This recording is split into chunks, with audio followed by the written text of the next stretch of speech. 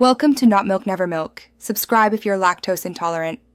You start by reducing attack surface. Pick a minimal OS image and enable Secure Boot and UEFI because fewer packages mean fewer vulnerabilities. Once done, restrict networking to NAT or a private VLAN so the VM cannot expose services directly. Make sure to allocate limited CPU, RAM, and disk with quotas and enable automated snapshots. This gives you recovery points. Finally, disable unnecessary devices and pass-through. Those add risk. This sequence gets the VM safe quickly and prepares you for detailed hardening. Next, you apply layered security controls. First, install all current patches and enable automatic updates with package signing so you can trust what's installed. Then, configure a host-based firewall and a lightweight intrusion detection agent to catch anomalies early. Make sure to harden access.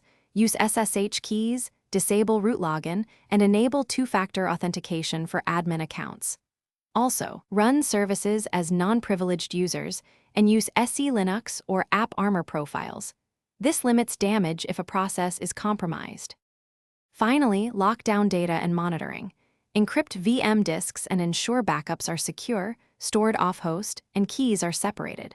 Once done, centralize logs and set alert thresholds so you see suspicious activity quickly.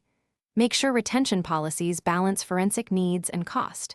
Test backups regularly and schedule controlled patch windows.